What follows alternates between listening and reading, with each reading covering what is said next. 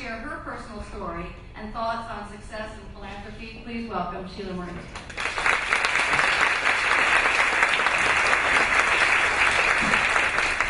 Thank you so much, Deb. I thought I would lose my voice for the right moment. Welcome. What a wonderful, wonderful session. We had two amazing panels with Leslie Mancuso as the moderator, with Deb sort of laying the stage for the day. I always tell all my friends and buddies, this is truly one of my most favorite days of the year. I hope you all already are getting a sense of how the day is turning out. I know many of you. How many of you have been here in prior years? That's it? I thought like 90% would be, so it's only like 30%. How many of you think that this is probably going to be one of your favorite days of the year? Woohoo! Okay, I just love it. I love it because we exchange ideas, we grow, we hang out with other women. There's this great energy and synergy, and you just go away in the afternoon with this fun feeling of having learned and grown and nurtured each other in incredible ways. And I hope you feel that, because every year I come in, I feel that way, and I always tell Deb, it's one of my favorite days of the year. So as Deb sort of laid the stage, on the topic of women in philanthropy, did you know that 61% of the wealth in the US is in the hands of women? So for all the stuff that we just heard, that about women only 2% of the land, and I think a lot of it might also have to do that we do outlive men, so, and with the majority, and with the majority of the world's poor being women, it makes sense that wealthy women are now giving globally and powerfully. We probably have a lot of women right here in today's audience doing just that. And I'm looking around, and I know many of you could come up here and talk about success, because I know every single one of you is either yourself an amazing leader in your organization, or certainly a rising star, or both. And so I see around me, and I know, and I'm thinking as I'm looking at this stage, I see Patty Brown, president of Johns Hopkins Healthcare. I see Harriet Dobkin, Classic Catering. Both of them are with the United Way Women's Leadership Council, which is women giving at very, very high levels. I see Jessica Lee, who's in the Emerging Leaders United, and so many of you. Laura Pasternak, who I was definitely going to talk about because she went to Africa, so what she thought was her one and only visit in her life, got hooked to wanting to help women and change the world, is so active with vital voices. I mean, you have really the who's who. I'm sure if I heard each of your stories, I would go back inspired and even more excited if that's possible. Even though women in philanthropy is certainly not a new combination, what is somewhat new is that for the first time ever, women are funding other women, big time. Many of us have obviously heard of microfinancing, the microfinancing movement, where the world finally, just less than a decade ago, recognized that when you invest in a woman, as was just explained, that money has a multiplier effect, a huge multiplier effect. We saw it, $10 translates to $110 from the World Bank study on the family and actually the wider community. In recognition of this important fact, more and more women, men, the public, private sector, and both for-profit and non-profit organizations are recognizing the importance of funding strategies that support the work and the leadership of women and girls. According to a study called the Women Give 2010 by the Women's Philanthropy Institute at the Center of Philanthropy at Indiana University, not only are women giving more than at any point in history, women at almost all levels of income are more likely to give more than men and give more money on average than an average man. I mean, that's pretty phenomenal. So the word philanthropy now no longer conjures up the old sort of image of, a white man in a suit, but rather of women helping girls and women's causes around the world. So what's the best news? The best news, as we know, is that by empowering women and girls, we are actually helping the world make the world so much better because of this entire sort of concept of empowering the community and the family. So of course there are inherent differences, and we heard that earlier this morning, both from Kim and from Leslie and the other, when we were talking about the differences in men's and women's sort of way of looking at the world, which includes in the area of giving. Women tend to give with a more holistic approach. It is value-based, it is inclusive, it is collaborative. The word collaborative, I know Kim Weaver just said that. And consultative, and the definition of success tends to be less linear and more multifaceted with women. So we have a ton of real exciting stuff, and I'm going to have our two wonderful panelists, and we're actually three, all three of us, will share a little bit about our own backgrounds and stories of why they are and how they've reached this point in their career. So Christine, could I have you start off maybe about 3 minutes, giving us a quick overview? Thank you.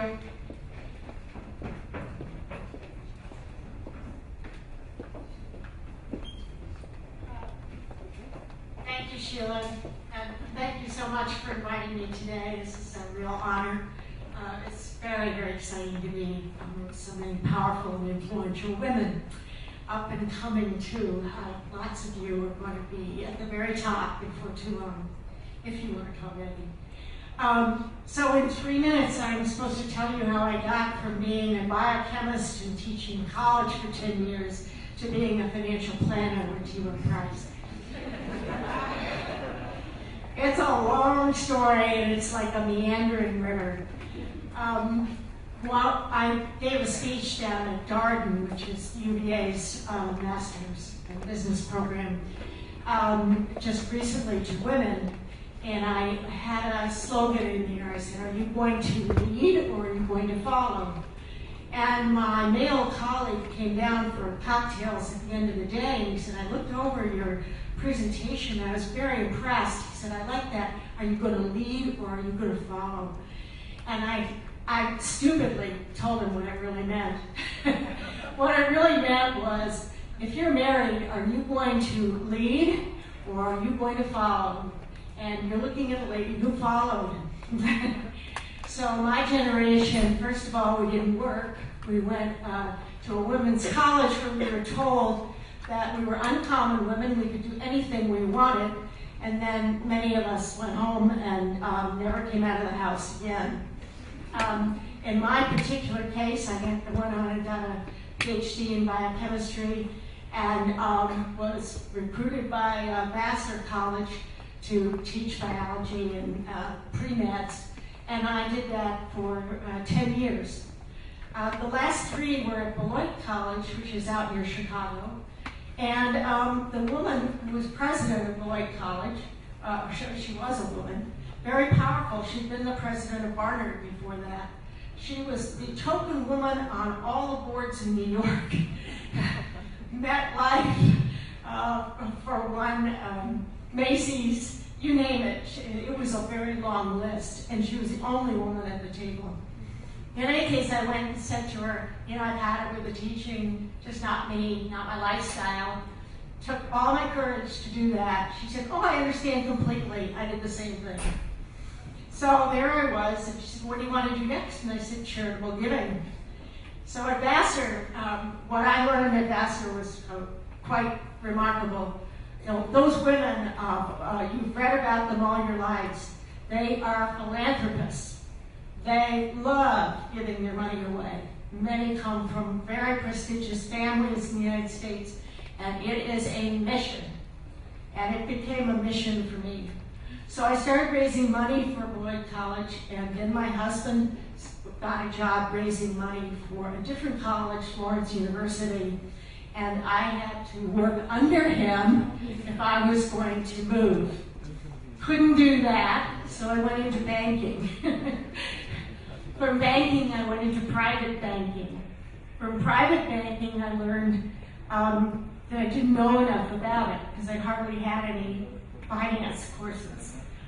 So I went to the community college, and they didn't have anything for me, and this gentleman, we'll never know his name, said, "Excuse me, miss, but have you heard of the College for Financial Planning?" I said, "No." He said, "Well, it's a correspondence course." I said, "Oh boy. Correspondence, there isn't anything worse than correspondence." That reputation. Now online sounds like it has cachet, but correspondence did not. So I ordered all the books. I thought they were fabulous, and I went ahead and got a CFP. Nobody knew what it was, including myself at that time. Ultimately, I stayed in bank trust services. I was the only planner with a regional accounting firm at one time. And in bank trust services, I learned that finance is a lot more than just investing. So ironically, I ended up at T.Rowe, love of my life, most fantastic company in the world. And I asked my husband if we could stay. It was my turn, right? Follow or lead. I was going to lead this time, and he loved Baltimore, so we stayed. So my role as a financial planner at T.Rowe is not to be the investment management expert, but to be the expert on all those other things that are also important, and we'll talk about those in a few minutes. But the point is, I learned through trust services that simply by signing your name to a form, you may influence the outcome financially for your family by hundreds of thousands of dollars. It's not just investments, it's much more. Thank you, Christine. Wonderful. Deb, want to share you a little bit? Good morning. I want to join the chorus of people who have also said what a joy it is to be in a room with so many women. I'm Debbie Foster, and I am currently the Executive Vice President of Strategic Alliances and also the Chief Diversity Officer at United Way Worldwide. And I would imagine as working women, most of you know United Way. But in case you don't, we actually are in 34 countries and known more around our fundraising, but really moving more towards wanting to be a community solutions provider. So I'll say more about that later, but my personal story. It's so wonderful to hear the stories because I can connect with everyone who has spoken so far. First college generation, I think you've already heard that. I was born and raised in a big town, Philadelphia, Pennsylvania. The child of two blue-collar workers. So the idea of working parents was very much a part of my life and the way I viewed the world. The other piece, though, that was very significant, I think, in my life was the fact that my mother was a volunteer constantly. She was a Girl Scout leader. She was involved in church, which meant I got to do all those things as well. Didn't appreciate them as much as I do now, but it's very clear that volunteering, working, all those things were early influences in my life. Went on to college and really happy to hear initially went for special ed and moved to child development. Heard that from someone already.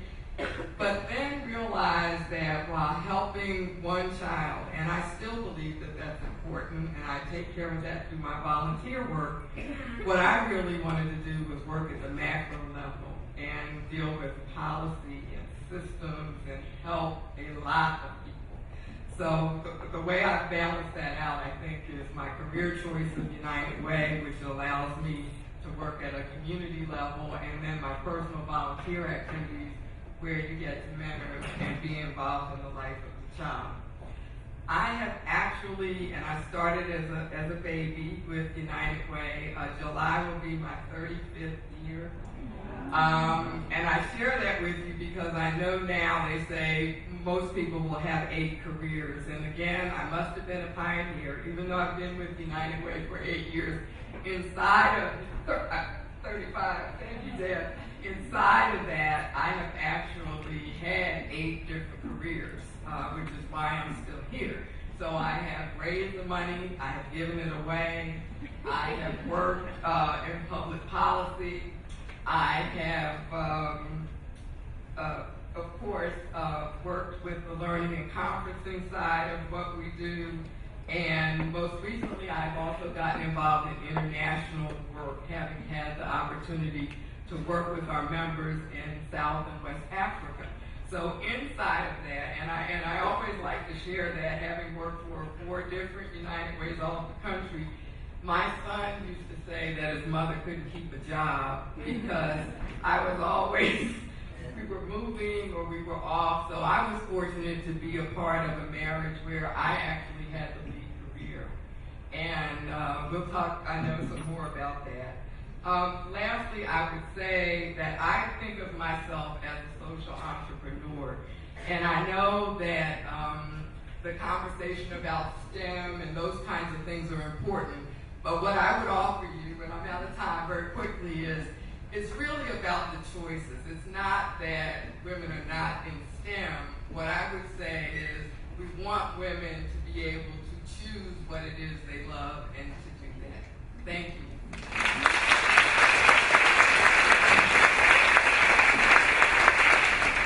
Thank you, Christine and Deb. Okay, so I know you heard a little bit about my story from Deb Kilty already, about my a little bit about my firm, but in terms of my own story and background, since only 20-30% are repeat, I guess I was going to think, people don't want to hear it, they've heard it before, but you know what? 80%, 70% new people, we need to hear the story again, right? Share. So I was born in India in a family with 3 girls, and especially in North India, when we grew up, everybody would often say to my parents in Delhi and Punjab would always be like, oh, 3 girls, you really have to try to get a couple of boys because men are going to continue the male tradition, whatever that is, continue the name. They're the only people that will take care of you in your old age.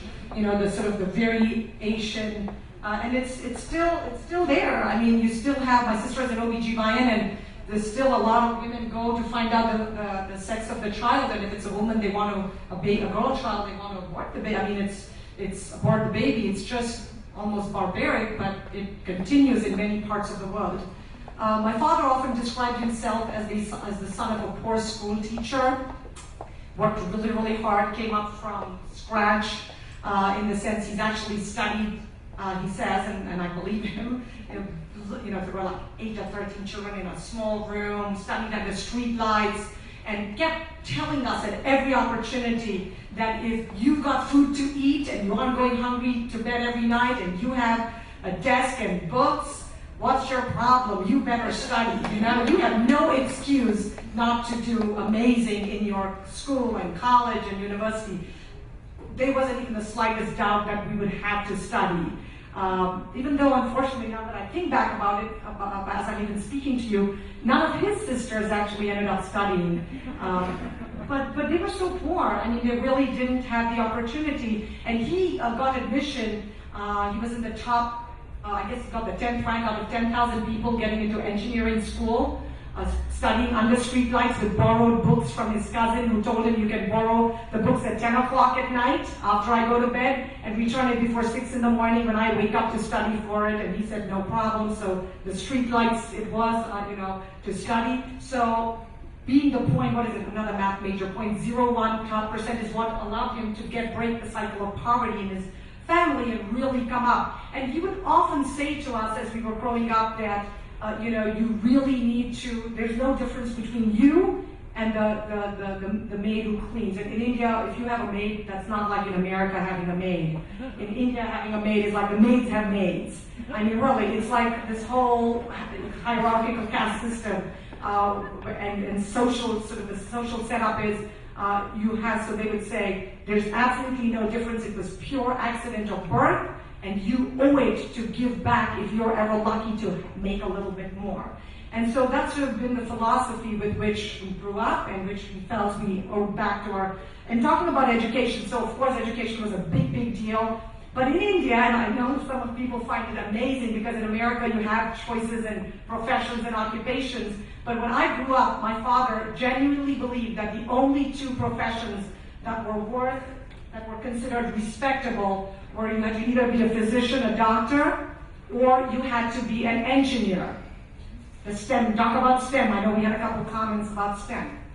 Well, when I said I'm going to fight for justice and rights and I hate blood and I hate mathematics, it was totally devastating for my father. And then the worst, the absolute, the students who get like just about pass, who really are at the bottom of the class, go to do history major, and that's what I wanted to do.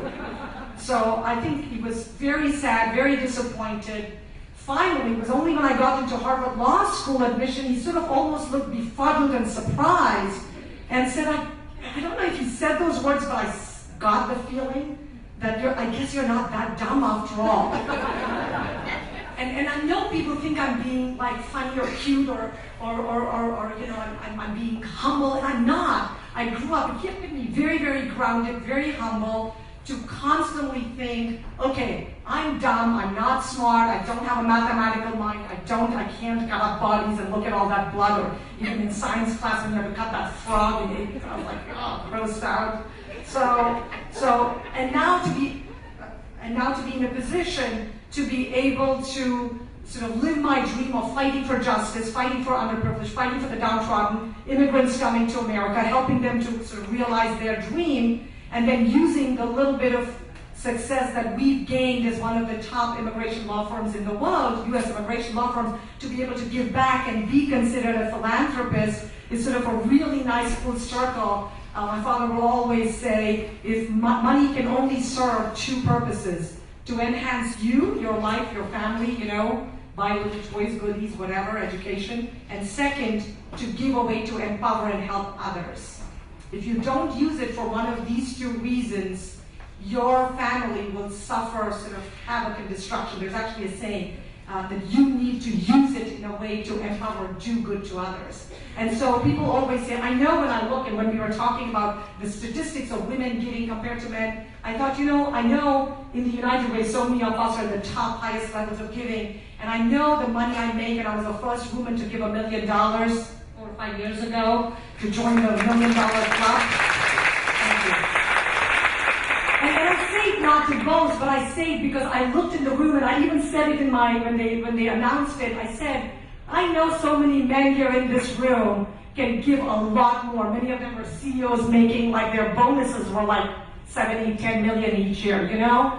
Forget their base salary and all of that. And I said, you know, please come up here and make me look cheap. And I truly believe that, because many of them would just stand there, put their hands in their pocket, and tell me after the speech that, oh, I have other commitments, I have stuff, I don't know how you can do it. And I was like, because you're sharing, because after you eat a meal and you sleep on a bed, there's only that much more you can, you know, okay, keep a little for a rainy day. Thank you.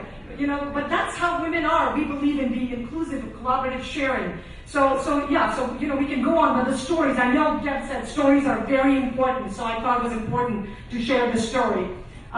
So Deb, I'd like to have you, Debbie, you know, recent data obviously has revealed that women in general tend to be much more hesitant to share, let alone shout out their success and their ability to give. Similarly translates into wanting to give. Clearly, I don't have too many of those women genes, as you can see. Now, United Way experience shows women also give more anonymously, apparently, than men. What effect does this have in general in this community and in the ability of other women to give? What other learning does United Way have specifically involving women and philanthropy? Thank you, Sheela, and it's no question that Sheela Murthy is an example in many ways of what we're seeing with women in United Way, and not only not to embarrass her, but not only to talk about the money. What we find with women is they also tend to volunteer and become involved. Sheela is also serving as the chair of our regional India council, so she has now gotten involved with the startup of United Ways in India. So we're very grateful for that. So I think the money is, of course, important, but what we've learned about women are a couple of things. One, women who network and come together like this actually give much more than women or people who are not connected. So you heard a reference to the Women's Leadership Council, which United Way started about 10 years ago, and I'm sure there are ladies in the house. Hi, Women's Leadership Council members, and thank you so much. It was really just like any other business, the opportunity to really understand what is different about women in philanthropy. The Center for Philanthropy at Indiana University, it's already been mentioned by Sheela, did a study of women giving, and we found that to be true in United Way as well. That there are, they call it the 9 C's, that what's different about women as they think about their philanthropy, that they want to create something and to be focused on solutions. They want to change something and really make a difference. They want to connect to something. They want to, and that really relates to what I was speaking of earlier related to networking. They want to commit to the organization, not just give their money. We've already heard collaboration, celebration. I think that's the other element that we've seen women really help add to the work that we've been doing, is that it is okay to celebrate, not in a self-serving way, but to really acknowledge the progress and to motivate people to be involved. It's not celebration for the sake of celebration as much as it is to really motivate people to be involved. Control, confidence, and then of course courage, just that women will challenge the ways that we're currently working and want new things. And we've really seen the benefit of that in everything from our boards becoming more diverse, our programming being focused in areas that women care about. So it has been a tremendously beneficial learning experience for us to have women giving at very high levels and being much more involved in the work of United Way. Thank you very much, Debbie. Okay, so we're going to change gears just a little bit and go to Christine. Christine, so women have, achieved this incredible leadership, this success. Now they're making decent money. They're choosing philanthropy, and after that's done, you still want a little nest egg, and you have to figure out your financial planning, right? So when it comes to financial planning, how are women doing overall? How can we do better? What are the latest trends in terms of planning for retirement? Do we know how American women, compared to women in other countries, plan their finances for their retirement and otherwise? And you have all of 5 minutes to answer those 5 questions. It's tough. She's very tough. Well, first of all, I think that one of the things we found about women that's different from men, or many men, is that they're very, very education focused. They want to know all the facts and figures before they go ahead and make decisions. And if you want to stereotype, many times the men are much more impetuous. It comes from conversations on the golf course and so forth. So there's a real difference in the way they approach the money question. We also have real differences that I like to highlight. One is, of course, our longevity. That's a good thing and a bad thing, depending on how much money we saved. So we all need to be focused on that. We are going to ultimately need long-term care if we're going to live a long time. And with medical marvels like what we've heard about in this room, we'll be living a very long time. And a lot of that is going to be with the need for somebody to help us with activities of daily living. So you need to be thinking about that now, not later. And we suggest that once you reach your early 50s that you shop for long-term care insurance if it's available to you. A lot of companies are going out of the business, which says a lot. When the risk managers of the world decide it's too risky to offer, that tells you a lot, ladies, about what you're up against. So that's one. The other thing I wanted to focus on was caregiving, and we've heard some of that in this room today. We tend to be the caregivers. We also tend to be the sandwich generation. So many of you in this room have parents and children that you care for or will be caring for. The parents is, once it hits you, it is profound. And it will hit, and you just don't know when that shoe's going to drop. So to be prepared and to balance your life, to have the flexibility to be able to do both is very important. With the caregiving, I wanted to highlight just a couple of things. One is for your children and your grandchildren. If they are minor children, then it is extremely important that you have a will and have named a guardian, and that you know today that you got the right one listed, because it could have been a while ago that you listed the guardian. You should talk to the person that you're the one to do the job if they have to. Will there be enough assets for a guardian or surviving spouse to raise your children the way you want to? Secondly, special concerns related to partners. A lot of people today are not married to the person you're living with. Those rules are very different than the spousal rules. So you need to be learn what they are and learn how they will impact you, because it could be a very different scenario than for your neighbor or friend. Next, I wanted to talk to you about the structure of your estate plan.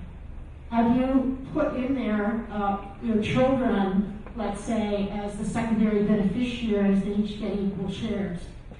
Well, think about your retirement accounts. You may have $1 million right now in your 401k plan. If that rolls over into an IRA, or even if it's in the 401k plan, could a minor child inherit that money, that amount of money? Cut it in half. 2 children, $500,000, $500,000 each. If you don't leave it to a trust for your children, they are going to take it at the age of maturity and walk out of the building with $500,000 or $1 million and spend it on anything they want. Very, very important. Do you know what your estate plan looks like? What will happen if you are the survivor, if you're married, if you are the survivor, if your parents are still alive? You need to know these things now. You do not want to be blindsided by these eventualities. And finally, long-term care for your parents. You women are extremely busy and successful in your businesses. This is an incredible distraction. All of a sudden to have to focus on that as well. You clearly are not going to stop your careers in order to care for parents. You're going to be paying for it. However, it's very challenging. Once they need you, it's 24/7. All day, all night, all weekend. So you need to be prepared to have purchased long-term care insurance for them, or arrange ways to pay for all of that for them. Physical care, you're going to be the personnel manager. Emotional care, you're going to be calling every night. You're distracted, it's tough. Financial management, you're going to have to hire an accountant, prepare the taxes, pay for the life insurance, file for Social Security, and so forth. And finally, in all of these cases, we want to talk about philanthropy, and we'll get to that in a minute. Thank you very much. Thank you, Christine. Well, we're getting out of time, which means we're at starting time for great questions. So maybe some of the points you want to give, or while somebody raises their hand with questions about anything that we've discussed, or maybe anything more, because we have another panel right after this of the next generation women on the global scene. That should be a ton of fun. Somebody there? Okay. While we're getting the microphone over there, I'll just mention that if you are not in a position to establish a private foundation, but you're very keen on philanthropy, you need to know about donor-advised funds. T.Rowe Price offers one, and we have booklets over here that you can take a look at. Our program for charitable giving is headed by Ann Boyce, who's here today. You can answer questions. But the fact is that you can start a donor-advised fund with as little as $10,000, for example. Different companies have different minimums. The contributions that you make yearly are minimal.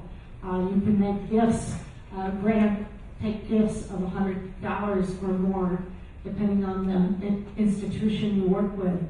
It's a fabulous way to start building your own surrogate family foundation. And I encourage you all to think about doing this and getting that information. from your, as they say in the Jewish tradition, from your mouth to God's ears. May every woman here have millions to give away to great charities because they've accomplished so much success. Thank you, Christine. Yes? Hi, my name is Lisa Broadhead. I'm from Johns Hopkins Tech Transfer. And my question is, it used to be that when you wanted to give, the best way to do it was to start a nonprofit. But now we have a lot more small companies that are popping up who are based on a socially responsible bottom line. And I guess I'm wondering, are there any resources to help women out there who have these ideas and want to do something? Are there any resources to help them determine what's the best route to go? Is it a nonprofit or is it to start their own company?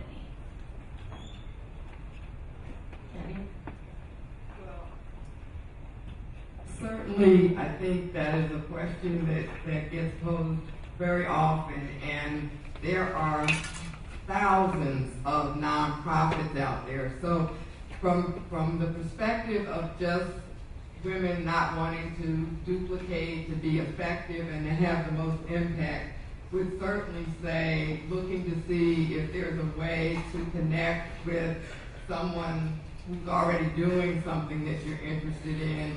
I think that role of challenging the system is really important, and particularly for institutions like United Way. In terms of resources for that, I do know that there is various information, IRS information about nonprofit status, what's required, but it is quite an undertaking. I mean, it is really a full-time job to have a nonprofit. So if you're going to go into it, it definitely needs to be something you're passionate about and want to commit to full-time. And I know we've heard the word social entrepreneurship a couple times, so sure, you can start a business, sort of look at it to sort of make money focus. I feel like my law firm is partially a social entrepreneurship. I mean, sure, we're hiring people and making, we're not. I even one time talked to my accountant about, should I just turn it into a nonprofit? And he was like, well, then you'll never, it'll be a totally different, people will look at the salaries you make, people will look at the income and people might challenge it. So you have certain protections by leaving it for profit or non-profit, but you're allowed to give away a ton of money, up to 50% of the profits you make. You can give to various causes around the world, to causes that are near and dear to your heart and to your passion. Christine, you want to add something? Yes, if you contribute appreciated securities, for example, to a donor advised fund, you can immediately be diversified. The day after those assets are contributed to the fund, they're liquidated and you have a diverse portfolio. So it has your name on it, and you get to contribute the cash up to 50% of your adjusted gross income each year, which probably wouldn't be the case for most of you, but a few might be able to do that. If you contribute appreciated securities, you can contribute up to 30% of your adjusted gross income. If you contribute more than that, that's not a problem either. You could just carry it over to the next year. So one of the very most important things I think about the donor advised fund that we haven't mentioned is tax planning. Many of you in this room will have very different taxes in different years. One year, in a year where you'll be heavily taxed, that's the year where you want to make the major contributions to the donor advised fund. That does not require that you have the money distributed yet to your charities. It's simply the tax timing device, because the donor advised fund itself is the charity. From then on, at your leisure, whatever you want, when the timing is right, you can recommend that donations be made to all of your favorite charities. One last answer, I think, go over here to whether you want to do the nonprofit or not. I think I would go with my strengths and my passion. If you use those, your core competencies and your passion, it really doesn't matter whether it's a nonprofit or a profit. It's much more that you do it successfully, and you'll be giving back just that way. Thank you, Christine. Questions? Yeah, we have. It's working. Hi, Lori Trumbull from Trumbull Business Concierge Services. To respond to her, I also think if she's a small sole proprietor, you might want to look into a giving circle, and I know Maryland Nonprofit can help you with that. I have a question, and I don't really know where it fits into this whole panel but because there's so many awesome women here, I know you can help me with this. How can we change the perception that for some reason a nonprofit board is not a board that you want to sit on? A lot of people have this perception that nonprofit boards do not pay, they're not important, but in fact they are. They're dealing with the same issues that for-profit boards are involved with. And sitting on a number of volunteer nonprofit boards, I'm really struggling with this. I'm struggling with acquiring board members, and I need female board members because you have the skill sets that can recruit those people that are going to help me with that succession plan and the planning for our long-term viability of our nonprofit organization. So if you could address this, or even Leslie, even in the audience, if you would like to address this also. Thank you. Sure. Okay, I'm not sure what others are thinking of what to say. I can say that you can't get onto a for-profit board unless you've been on a non-profit board. So for people who say, well, it's like saying, I'm going to start running before I learn to crawl as an infant. We need to go a step at a time. And as you correctly point out, Lori, the work that any nonprofit does is just as important because you're transforming lives, you're following through on the mission and the vision, you're trying to make the world a better place. So absolutely, you can't do one without the other. And so they're interconnected. I know Debbie has the microphone, which means she's ready and dying to share as well. I do understand that is an issue sometimes, but I think it gets back to what you said is what are the skills that you need, and when you're recruiting people, that you're connecting them to things that they care about, not what you need. And I think that's what we've started to learn, particularly in working with women, is it's got to be we've got to offer something to them that matters to them, not just what we need. And that's a new dimension, I think, to some of the work. But nobody works harder than nonprofit boards that don't get paid. Question? I know I saw, yeah.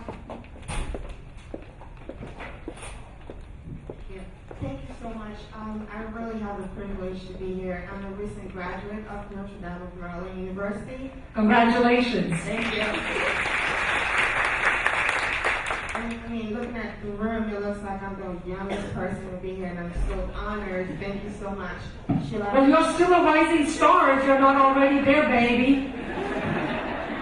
Thank you. I'm just being curious. I'm hearing everyone talk. It's been a privilege to listen to all the women here. And I just wanted to know if there's any room for young people. I'm a young rising star, as Sheila said already. And I just wanted to know if there's room for growth, or, if I'm trying to be a young philanthropist, how can I do it? I don't have any money to give to the world, obviously. So I just wanted to know, how can you start becoming a young philanthropist? Thank you. Well, I don't know, Chris, do you want to? Okay. I think the most important thing, in my view, is that you start at the bottom of a company and work your way up. I started in banking as the manager of all client managers in the lobby. I should have started as a teller. At T.Rowe Price, I started at a senior level. I kind of wish I'd started on the phones. So if you want to be a philanthropist, I would say pick your industry, pick your passion, and then go for it. Start at the bottom and just work your way up. I mean, it'll be a lot faster than you think. But don't think of any position in any firm as beneath you. Just go with what you want to do and learn as much as you can, as fast as you can. I think I'm to echo what I think Stephanie Hill said. She's with Lockheed Martin, a senior executive, brilliant engineer, African American, and she said it's never your aptitude, but your attitude that will determine your altitude. And I know we've heard that many times.